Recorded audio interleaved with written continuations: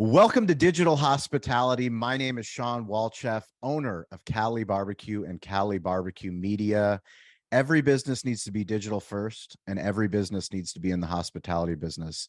I am super excited about 2023. For those of you that are listening to this show that have been fans since it was Behind the Smoke, that evolved into digital hospitality, and now we're at 4 shows. But what means so much to me is the heartbeat of our brand, the heartbeat of our restaurant, the heartbeat of everything we do, which is in essence this show and this RSS feed. And it's always been a deep thesis of mine, and I always work very hard, myself, Stover, TJ, Toby, the entire team, to make sure that the content that we put out on this channel is going to help you in 2023 and beyond understand all of the moving parts, because it is no longer acceptable just to open up your business, your 4 walls, your restaurant business, your dry cleaning business, your law practice, whatever business you're in. You can no longer just expect customers to walk in the door. You have to be on top of what is happening, not just on the smartphone, but on the internet in general. And my job is to find the best of the best, the people that are playing the game within the game.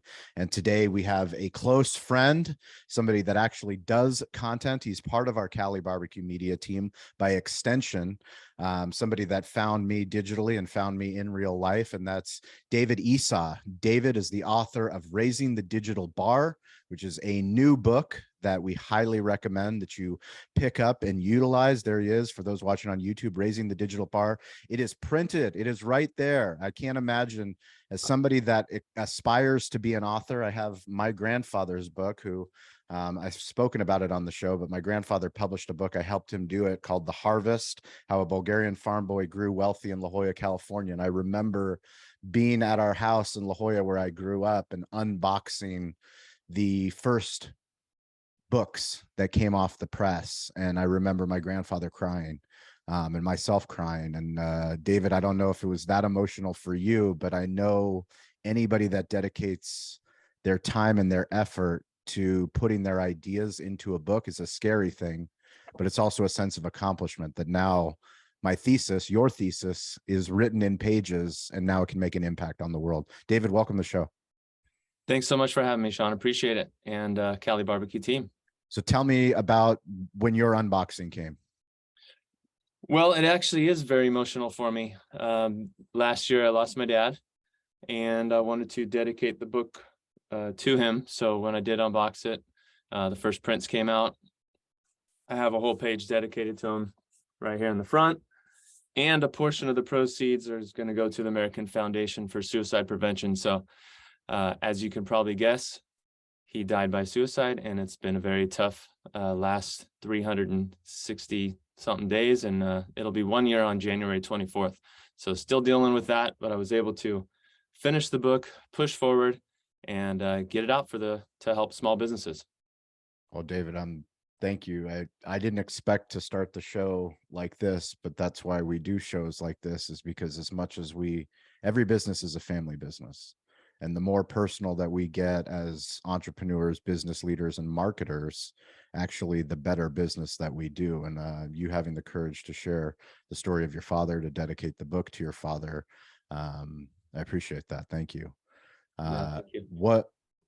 Tell me about the process of writing the book, because we're going to get into the tactics, because I want people to take away something from this show, whatever they listen to, that they can actually apply into their business. And you've got some incredible content that you've put out. You've done incredible work for Cali Barbecue, for our brand, with Google Ads and a lot of different strategies that you've helped us to optimize our web traffic. But let's talk about you as an author, and you getting these ideas, these digital ideas, into a legacy form of media, which is a book.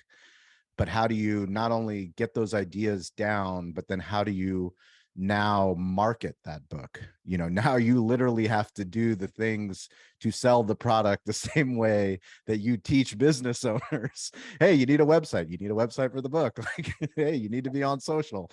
Talk us through that process. Oh, all very true, Sean. So I think the first step was just, getting familiar with just putting words out. So starting with posts, LinkedIn posts, Facebook posts, talking about, different tactics that work for people that you've worked with. Then you get into a little bit longer posts. I started, my clicktrackmarketing.com has been owned for quite some time. So I have blogs that I started there, and, you start getting 300 words, 500 words, 1,000 words. And then you start to realize that maybe I like writing, maybe I enjoy putting out content, and then you see people come to the page, get some value from it, maybe even reach out directly, comment, YouTube videos, all that good stuff. So that's kind of how it started. And then after working at Google for 3 years, I just kind of put together a document, kind of like strategies that worked, and that didn't cost a ton of money. I worked with people that spent, $300 a month to $2 million a month on Google Ads. And I really enjoy working with small business owners. I came from a small business, a door and window shop in El Cajon. So that's what it was all about. So I started putting together, and I shared with you earlier, a table of contents. And that's just kind of like, let's lay out what do we want to talk about in a specific format. And then you kind of add in to each paragraph, each few paragraphs in each section, make sure you have kind of cover. Is there a little story there? Is there, some insights? What actions can they before you take? go deep, before you go deeper, because it's part of what we talk about on the show all the time. Why, the basic question, why is story important? When you're talking tactics, why is story important? Well, people remember stories. That's gonna sit with them a lot longer. There could have been more stories in the book. Some of it is fairly dry and step-by-step instructions, but out of all the marketing books I've read, and there's been, hundreds, I didn't think they just explained it in a way that was simple enough to follow. So at the end of every chapter, I include like an actionable checklist. Like, here's what you need to make sure, we went through these things, let's go do them now. So if you can read a chapter and do this, read it within the first 2 chapters, you'll already probably start seeing some improvements.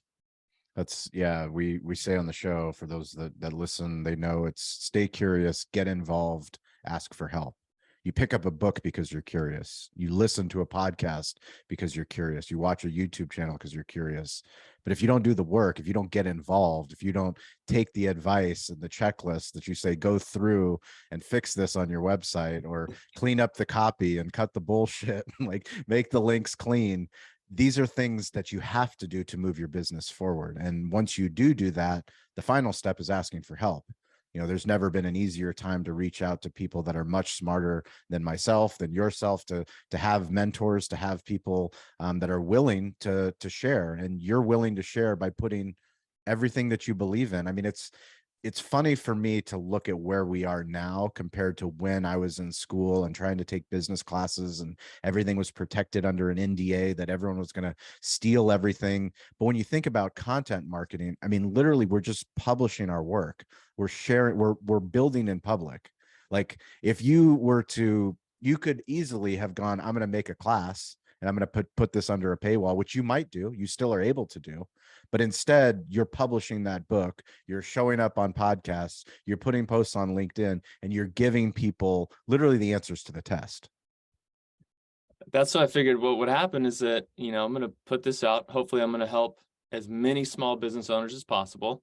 And then the ones that get stuck are ready to go to the next level. Like, this is the ultimate business card for me to build the trust, my expertise, share my expertise, have authority, and then get them to reach out. So already within the first few weeks, I've had people from I've never met, I've never heard of their website, and they've reached out and said, hey, love what I'm reading so far. I'd like to get your help with a few other things.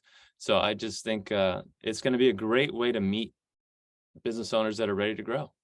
Yeah. So let's go through a little bit of the behind the scenes for people that are listening to the show, because we have so many entrepreneurs, business leaders, but so much of what we talk about applies to everybody. Like, I don't care where you are in the organization. You do not need to be the founder. You do not need to be the entrepreneur. You can be in sales. You can be in marketing, and all of these things that we talk about, they matter.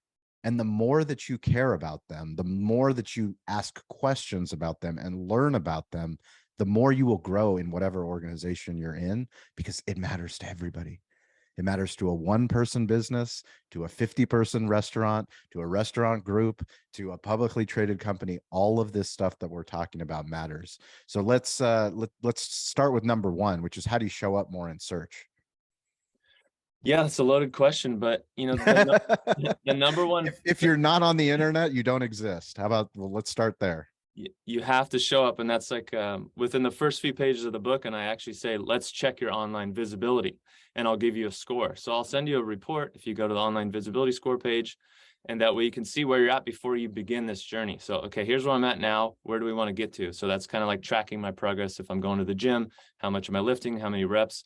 So starting there is being listed properly across many different directories. But the ultimate one you want to start with, in my opinion, I work there, is Google Business Profile. It is the easiest, highest ranking profile you'll ever see. When you go to Google search and you type in even your name or a similar business, the business profiles show up above everything next to paid ads and all the other organic in the maps.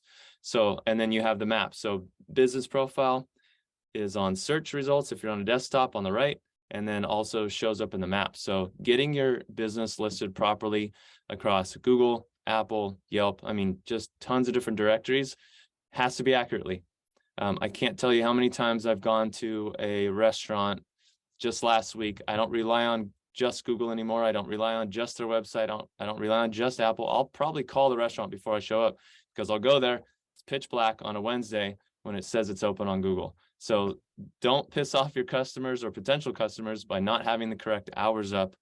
So hours, link, phone number, all of that across the board is how you start the process of getting shown up on search. Secondary is probably your website. They'll hit your website at some point. You want to make sure it loads quickly. You want to make sure that it's crawlable. You've submitted a sitemap on Search Console. We'll get into some different tactics, but making sure that your business is listed properly across the board is probably one of the number one things I would say. Talk to me about Google Maps and like the Google Business Suite, because one of the things that my hope for Google is that they get better. And Google's phenomenal. Obviously, one of the greatest companies on earth. The fact that you worked there for as long as you did is really cool in my book. And the fact that you have this knowledge now for your own agency to really help people understand why it's as important as it is. But a lot has shifted where, they tried to be a social media platform at once, and then they switched to Google My Business, which now is converted into Google Maps. For Google Business Profile, yeah, and Google Maps. Google Business. So what is it called now? Google Business Profile. So Google Business Profile, but essentially what you're doing as a business owner is going in to a dashboard for Google Maps. Is that correct? Well, it shows up on both, but a lot of the stuff that I track is going to be related to Google Maps, because I want to make sure that new customers are coming to you and clicking that directions button. Yes. So if I'm advertising for you, whether it's doing posts, listing, all of the above, paid ads, if we're able to track and then compare, so Google Business, obviously they own the profile, but it's your profile as a business owner. I can track the analytics inside of the Google Business Profile dashboard. So now if you've been in business for over a year, I can actually look back year over year. Are more people clicking for directions? And yes, that will be people that have already known your business, but those are more direct searches. What I do is I combine the discovery searches with clicks for directions, and then I can really show you like a basic ROI. There's nothing that can tell you they saw an ad and 100% came in. But if I'm clicking for directions and I go to a coffee shop, I'm 99% going to spend some money there, unless for some reason they're closed.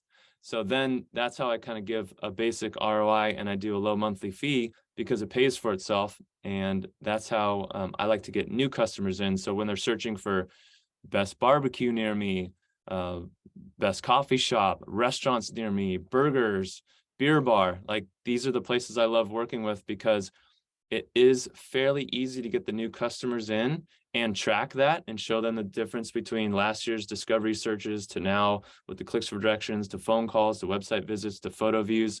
And once they come in, as long as the restaurant, coffee shop, auto shop does their job and takes care of them, now you've probably gained a loyal customer. Or the other side is that you're kind of hidden, but you do have a lot of traffic in San Diego coming by. If they don't see you online, I wake up and search for coffee in the morning, if I'm traveling. And then I go to the local coffee shop that had some good reviews, maybe a few photos. Yep. So it's that easy, but it's that important to be there. On the comment about Google being good but could be better, I agree. It could be 1,000 times better. You can't leave any notes on the pictures when you post them. I'd love to say what it is: pancake, chicken and waffles, oat milk latte, whatever it is. You can. I think you can't even like stuff. I can't like they could make that part more social now. And I've tried to pitch it to them before. We'll see if it ever happens. So I'll combine help. that social that I'll they help tried, use Google Business Profile Yes. sort of like an easy feed and a like button and a share, and like kind of do some things like that, because you got Instagram and TikTok and everyone mopping the floor with that stuff. But you still have people going to Google, and 4 out of 5 people are looking for local places. Yeah, I mean, we're going to go deep inside baseball here for restaurant owners, but people know how much we use Toast. Toast is our primary technology partner. I sit on the customer advisory board. They sponsor our show, Restaurant Influencers. I go to headquarters all the time. One of the most exciting things that has happened within the last year is their integration directly to Google. So for Google ordering, for those that get searched, if you are a Toast customer, instead of getting sent to DoorDash or Grubhub, which is great if you had those third-party apps, but now, because I don't pay those fees to DoorDash, to Uber Eats, to Grubhub, I can literally, because of Toast, because of the integration through Google, get what's even more valuable than the click to the restaurant. So what we talk about is this device that we all take for granted, this smartphone, is the first time where there's an intersection between content, commerce, and communication. Content, commerce, and communication. And when we think of digital marketing, we think of content, we think of how do we write a blog, how do we make a TikTok video, but how do you get them to the sale? Now you're talking about the true gold, that ROI gold of digital marketing. And if you can set up a strategy where you are discoverable, which you have done for Cali Barbecue, and now people are searching for best barbecue in San Diego or barbecue near me, and we come up, now instead of going to our website, which we do have a phenomenal website, Kyle Pfluger of Mithril Media has built us a beautiful website so that we have barbecue and we have media, so our podcast content, but even more powerful is the direct sale to Toast. And Toast is our technology partner. So literally somebody that has never been to our restaurant, instead of going through multiple hoops, now they're going directly to the point of sale, which goes directly to the kitchen, which goes directly to the CRM, which goes to the gold of what we're all talking about. How do you remove the friction?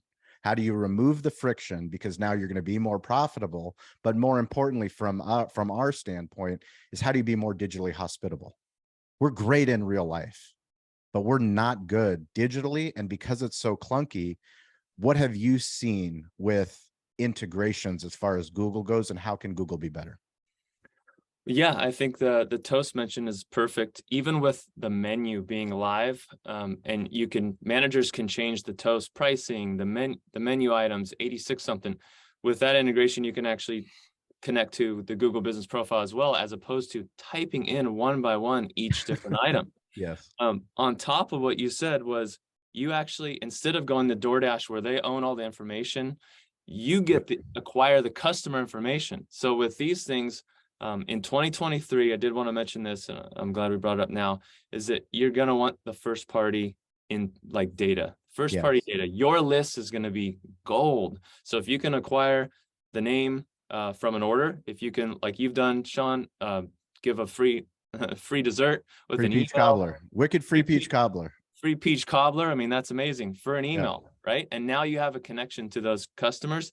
A lot of people have big lists, they just don't use them. So I think if you're seeing things slow, any business right now needs to leverage the list, their email list. So getting that data is going to be huge.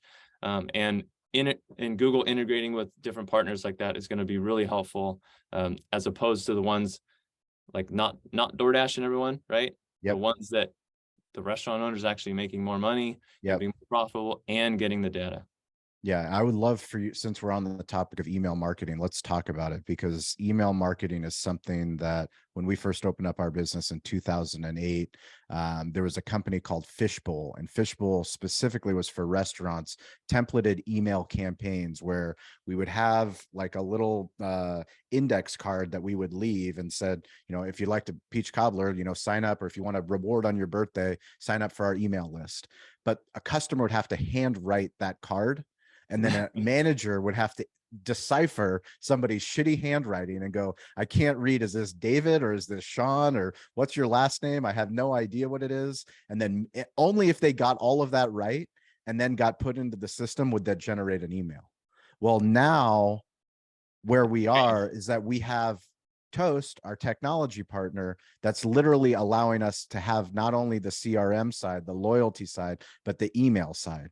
So now when I process an online order and I give them my credit card information, they send me confirmation, but now I can enroll into the email marketing for Cali Barbecue.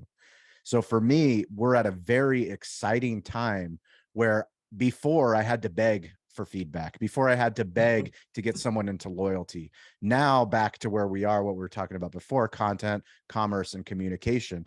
How do you make it frictionless? And when it is frictionless, now it's our job to deliver quality content. It's my job not to just go and say, hey, email, buy barbecue, buy barbecue, buy barbecue. No, I've got to add value to my list, and I have to segment my list. What is your recommendation to someone that's listening to this podcast if they have email marketing, they want to get better at email marketing? What are your thoughts for 2023 and beyond?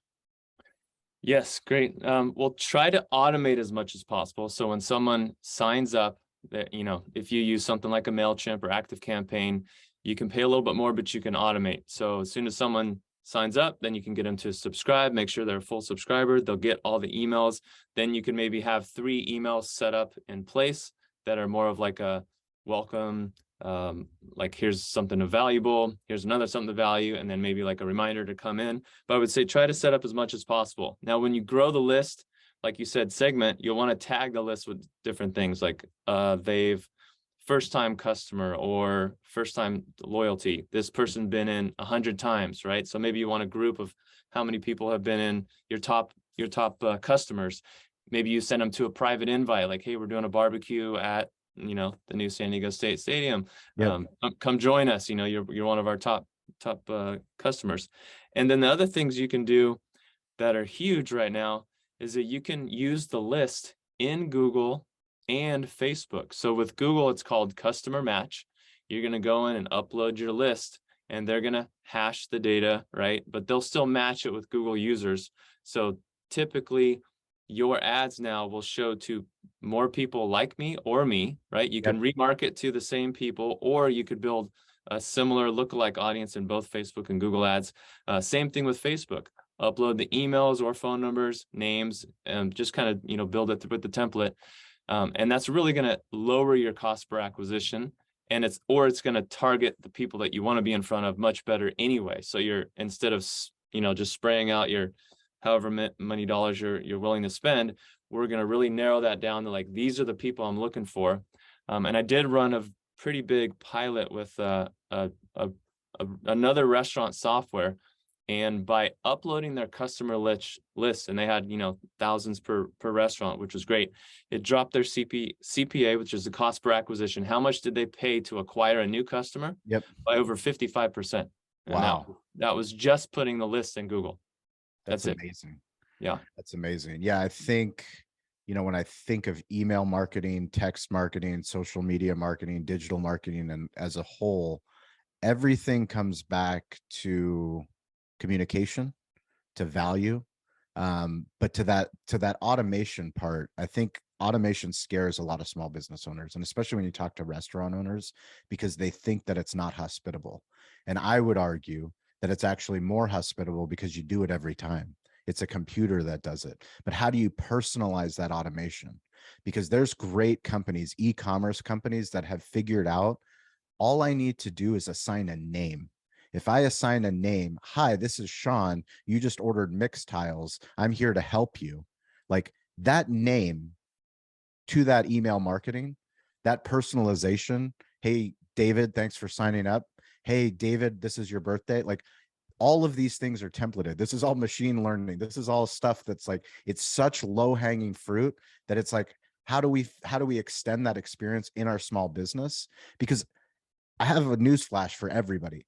Every business is trying to figure this out, from the DMV to Southwest Airlines to hotels to restaurants to law offices to insurance companies to daycare. All of this stuff matters. That's why I love this show as much as I do. And I'm able to talk to you about it because you get to see all these different case studies. And the more that we talk about these case studies, you go, wow, they're doing that at your daycare? Really? That makes sense. Like every single day, I literally check my kids in with a QR code instead of using a sign in and sign out sheet. Why? Because it automates the check-in process. What's the inventory? It's my children. The inventory is my children. It better be accountable. Hey, Sean, you with your smartphone checked your kids out on this day. As opposed to like, well, whose chicken scratch is this that signed out the kids? Now we got to go to the cameras and find out, did you actually come and pick up your kids? It's a very exciting time to be talking about the digital tools that are available to small businesses so that they can reach larger audiences.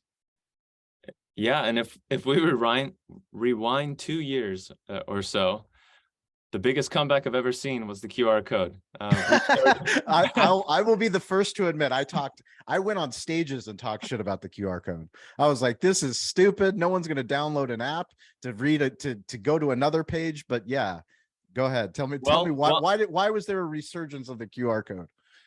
Well, two reasons. One, Apple took away the need to download an extra app. No one's going to do that. You put one extra step. So imagine even in your email sign up, if there's too many steps, you're going to lose conversions.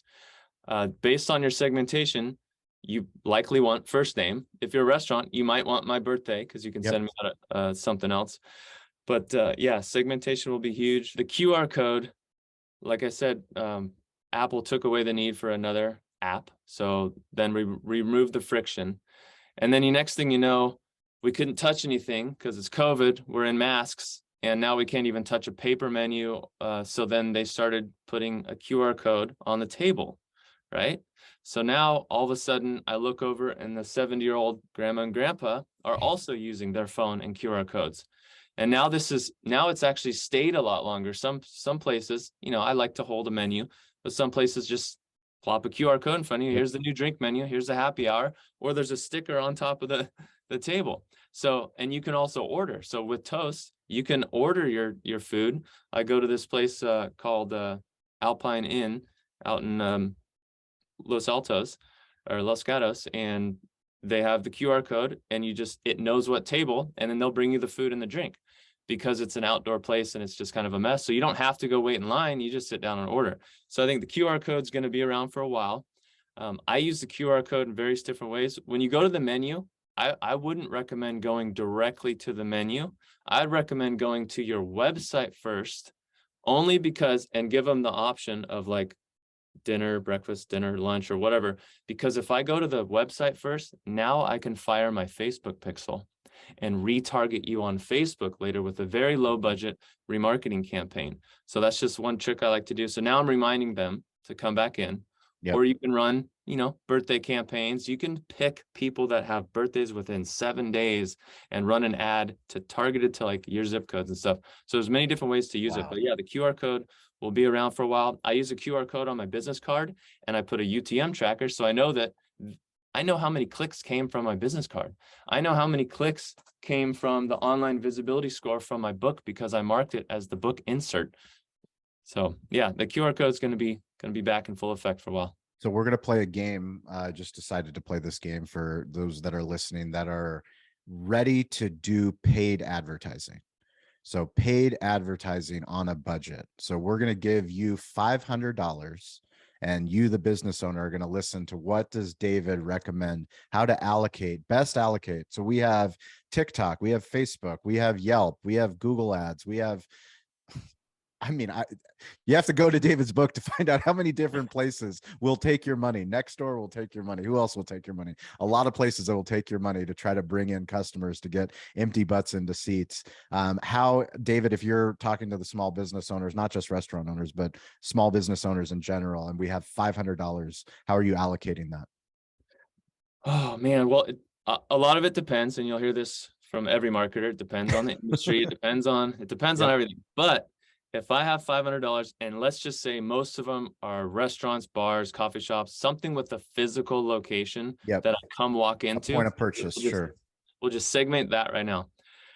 If you're posting on, Instagram and doing reels and videos, if you're active there, then I would say keep doing those. But if you're going to spend some money on ads, I would say between Facebook and Google, probably 70-30 Google. I would put the money into a smart campaign, but linked. It's in the book, talks all about it, but it's linked to your Google business profile. And why that's important is because you're going to show up many more times on the maps. And I always target the new customer because I want to provide value to the clients I'm working with. So use the tactic of signing up to Google Ads, but use your business profile. So you need to use that same email address. And when you go to create a smart campaign, it'll ask you, go to your website, which is probably confusing and people won't know what to do. Or we'll get to that next. or they can go right to the business profile and they have all the options in front of them. Call, visit website, click for directions, or see photos and look at reviews. So I would say do that. It's very easy process. Again, just link to the business profile, run a $300 campaign per month. That's like, $10 a day. And then if you install the Facebook pixel, I would likely run just a remarketing campaign. So people go to websites all the time, and then they go to Facebook and you see that same website, that company. That's called retargeting, the remarketing right to you because you went to the website. That would be my advice on the $500 to spend. So I'm going to be vulnerable here and say, for somebody that cares as much as I do, with 4 shows, 4 podcasts, that does TikTok videos, LinkedIn content, blogs, all of it, we discriminated Facebook. So literally we bought a new Cali barbecue media truck. This is our delivery vehicle. And we put the logos that we picked were TikTok, Instagram, and YouTube. And we have a QR code, which goes to our digital business card, which is Popple, but we didn't put Facebook on there. And I regret not putting Facebook on there because of what I've learned in the last year. But I want to hear from you, why should everybody not ignore Facebook?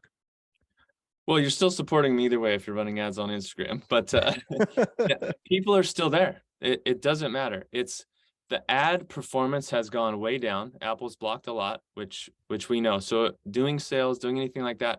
But what I'm recommending is that someone that actually went to your site. So you're not paying for this expensive click. You're just reminding the person that, hey, we've seen that you've been there. We're here. And then that's putting it in their head. And then like you, Sean, when you're on TikTok or Facebook, I see the same company. I see the amazing looking beef brisket.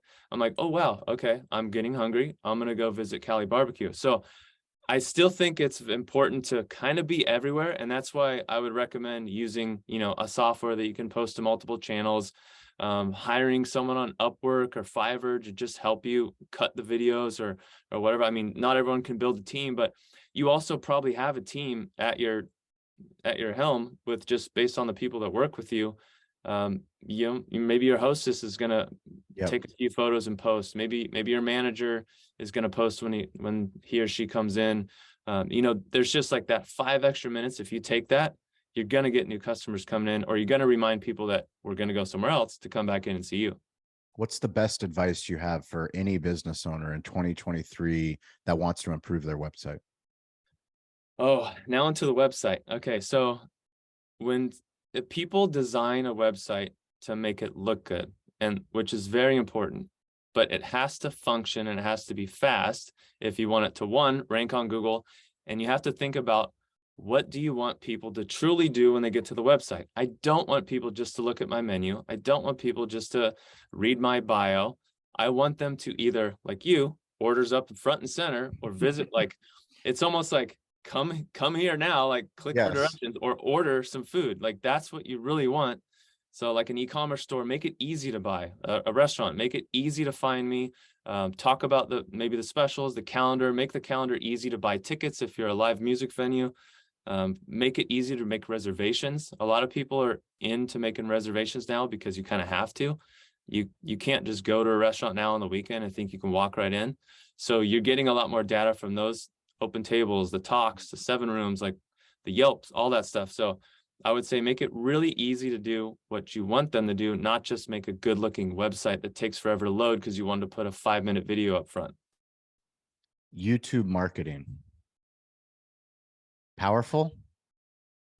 Yeah, it can be. Like, for example, some companies have a ton of budget. So if you're like a Monday.com, right? I'm probably going to remember you if I'm in market for a project management tool, Yep. not because I haven't heard of others. It's just because you're in front of my face.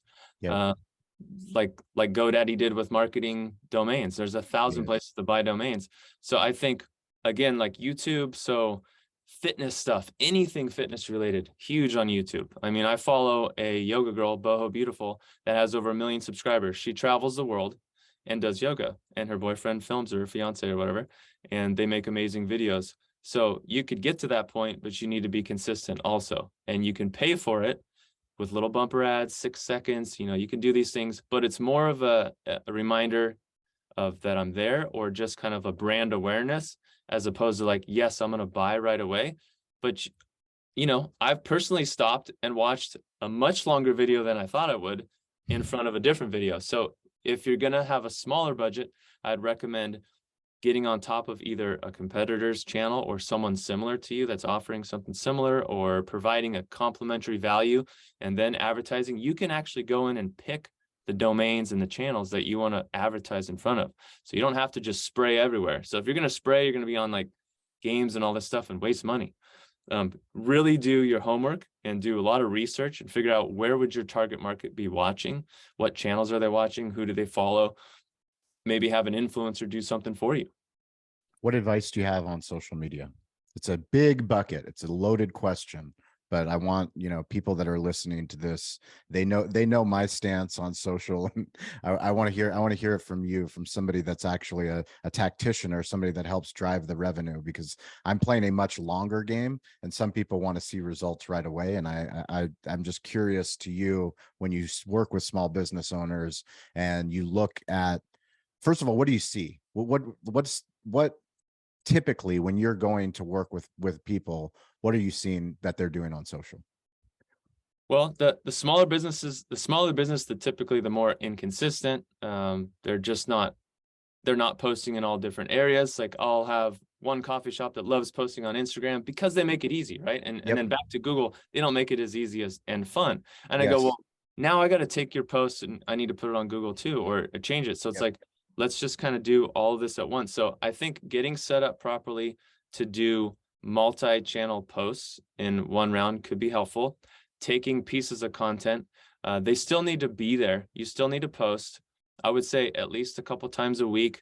You're not going to be seen by everyone. And I try to set expectations that if you're not going to pay for advertising, it's going to be a longer game. So it just needs to be part of your routine, like you're brushing your teeth, that you post something, and eventually those reels and those things will catch up. And then when you hit something, like I had a video where I did a scan to email print with 2-step verification on, and that hit big on YouTube. So it's like, wow, I should probably do more of like, things like that. Or, what works for people? What are people commenting on or liking or sharing?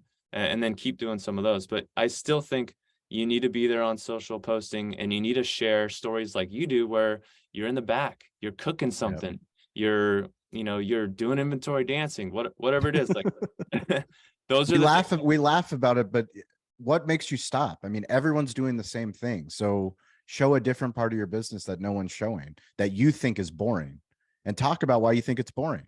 But you'd be surprised at how many people will be like, hey, I do inventory for my business. I hate doing inventory. Yeah, I'm like, I didn't even think about going to Cali Barbecue. How do you make it fun? I'm gonna go. Yeah, how do you make it fun? Well, exactly. It's how do you start a conversation? And that's great. Someone can remember that, and then people recognize people. So what happens when you come into a place the second or third time? And if I sit at the bar and I remember the bartender's name and they remember my face or my drink, we're like instant friends, So it's like you build such a deeper following and a more loyal customer. Like the door guy down at Prohibition in San Diego, Eli, best door person I've ever met. I give them a hug every time I walk in. Took me like almost a year, and now all of a sudden I'm part of the club. I have a special coin. I never wait in line. So it's like Wait, those. they have a coin? I have the coin. It's in the other They room. they But, have a coin. Good for them. I love yeah. that's hospitality right there. That's how you roll. Yeah, and it took me a long time, and all of a sudden he said, "Hey, man, Did you know about the coin or did you just get I jumped had in? no idea." That's amazing. I love it. That is So a make sure you true, earn it. Don't just go ask for the coin. that is You true. won't You get have, it. that is the truth. Yeah. Let's talk about analytics, something that most business owners don't like talking about, but the power behind analytics and looking at them and using them, actually measuring what you're measuring online. Why is that important? And which analytics should we be looking at? Yeah, I'm gonna start really small and simple because I don't want to, scare anyone. You're gonna use the Google Business Profile Analytics a lot, but what I do is I make a very simple report for you. I connect my software account, I connect the Google Business Profile, and then I make a report that says where are people finding me? How are people finding me?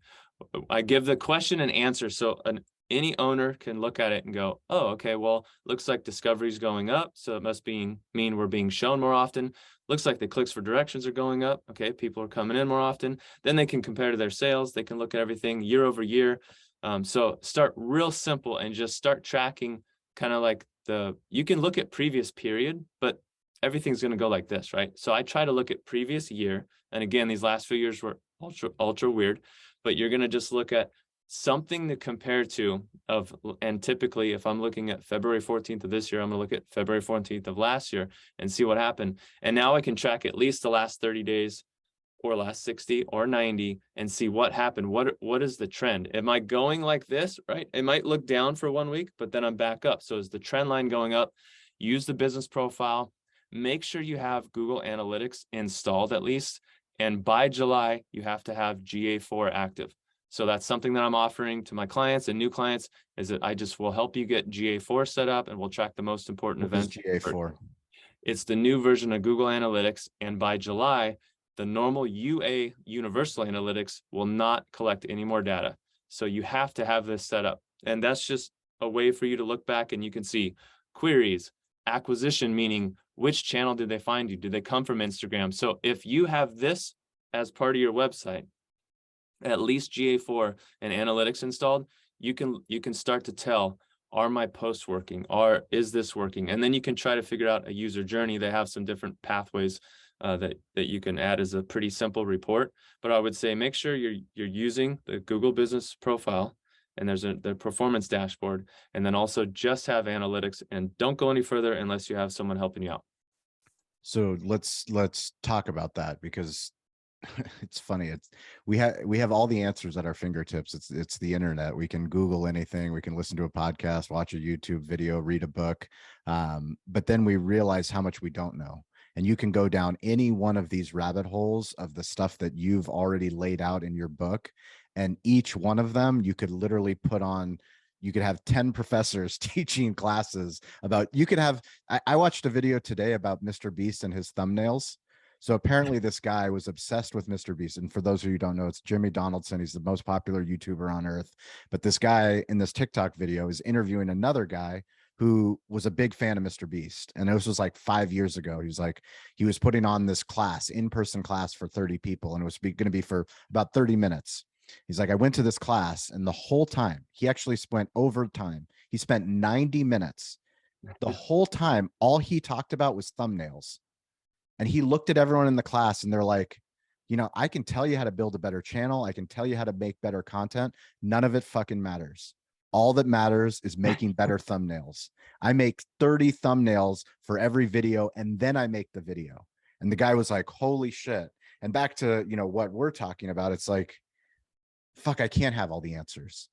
I can do it myself. I've done so much of this by myself, which is why we host 4 shows, which is why we're CaliBarbecue.media. But even I am using you to help us as part of this entire ecosystem, because you can't do it all by yourself. You have to be willing to ask for help. So when you talk to people and in your book, you say, do you hire an agency? And when you do hire an agency, what are you looking for? Or do you do it yourself? Yeah, I think getting to know as much as possible, and kind of like that's why I streamlined as much as I could in the book, because you can go down so many rabbit holes in every direction, just to gain an understanding of like, okay, what's happening? Why are people doing this? Why do marketers do this? Because I think a lot of people don't understand. One, they either don't have the time to do it, they get frustrated right away, or they work with someone that they can't trust and they burnt Yeah. bridges, right? We've all been there. So that part is a challenge, because you still need to market, you still need to do all these things, but if you don't understand what's happening a little bit, then you either can't appreciate it or you won't continue to pay for it because you don't know if it's working or not. So that's why I want you to do a little research on your own, understand as much as you can, but I realize that you can't do everything on your own either. So you Yep. eventually need to hire someone you can trust. And that's why, Sean, I reached out to you to be part of the book and talk about social media marketing. I reached out to a Facebook marketing expert, my friend Brad, that I brought him into the book. And I had a few other people jump in, because I want it to be a culmination of like everyone's thoughts that I've worked with, to kind of put this all together and make sense for people. So yeah. Well, I really appreciate, being included in the book. And like I said, I'm by far no social media expert. I'm just willing to get really dirty in all the different digital playgrounds. And I'm willing to have as many conversations that I do have, because I know it matters. I mean, it's mattered for our business and it's transformed our business. I mean, we're literally a barbecue media content company and barbecue company. We're transforming our restaurant. We're adding, smokers to where there used to be seats, and we're adding distribution points, but I can't do it by myself. I have to have the best of the best that are telling me how fast these things change. I mean, today is something what was it called again for Google Analytics that's changing in July? Well, GA4 is now going to take over in July, but There yeah. you go. I mean, there you go. It's like it's next to impossible to stay on top if you don't have a team of people that are willing to help. And the beautiful thing about this community, this digital hospitality community, if you guys are listening, is we're all trying to figure this out. Like, but the more that we all try to figure it out, and the more that we share, and the more that we follow each other and we interact with each other, you hear the truth. You hear the truth of another business owner where they solved a problem, a similar problem that you're having. And that's when the light bulb goes off. You're like, how did they do it? Why did they do it? If they did it, can it help my business? And then once you do it, now how can you share what you did so another business owner can benefit? And the more that we do that, every single Wednesday and Friday at 10 a.m. Pacific time, 1 p.m. Eastern time, we meet on the social audio app Clubhouse. David, I'd love for you to join us on one of those sessions to talk about this stuff, because we have an incredible community of business owners, of hospitality leaders, of content creators, influencers that join, that are just thirsty for knowledge, and we're thirsty to level up.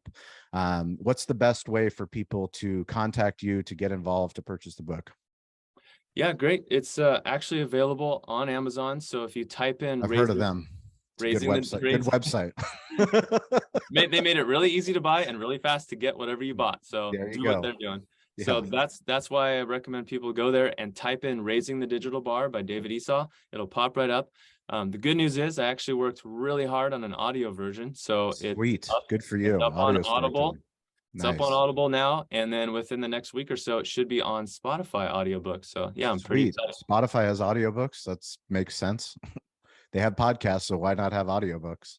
Well, they jumped in the game, and it's nice because now I'm not only on Audible. I Yes. have a different channel, and I might reach a few new business owners that prefer, Spotify podcasts over Apple Podcasts over, all this other stuff. So again, what we talk about is we still want to be in those other places. Why shut Yep. off a channel? Why would I want to write a book and not do the Audible version, Yep. even though it was hard and I had to push through and I had to take an entire weekend away from everything else, so it's, Yeah.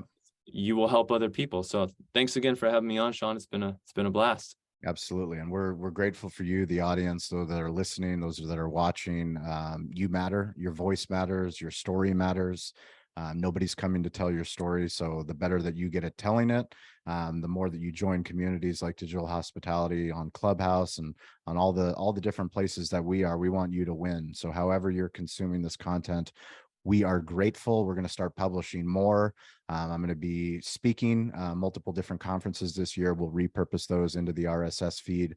We're going to repurpose some of the best content that we have on Clubhouse. Some of those rooms, we have some incredible revelations from people that have done really cool things or that have leveled up their business. And we want to share those with you to make it as easy as possible to level up your business. And we hope to meet you one day. If you listen and you visit San Diego, let me know you heard this episode with David, and David's here in San Diego as well. So you never know when you're going to meet another digital hospitality leader or run into him. Please reach out to him. Please get the book, Raising the Digital Bar. If you get the book, take a selfie with it, tag at Cali BBQ Media in that. We'll get it to David. And what Instagram account? Where are you most active? Which digital playground? Probably just my regular Instagram profile, David R. Esau. That's ESAU. Or you could find it at ClickTrack Marketing, but David R. ESAU. Perfect. And thank you so much for the first person that writes Sean and says, hey, I heard the podcast. I want to read the book. I will send you a free copy. So boom, look at that. Your address and your name, and we'll get something out to you. Look at that. We love it. Love you guys. Thank you guys for listening. Please share with a friend, and we will catch you next time. Peace.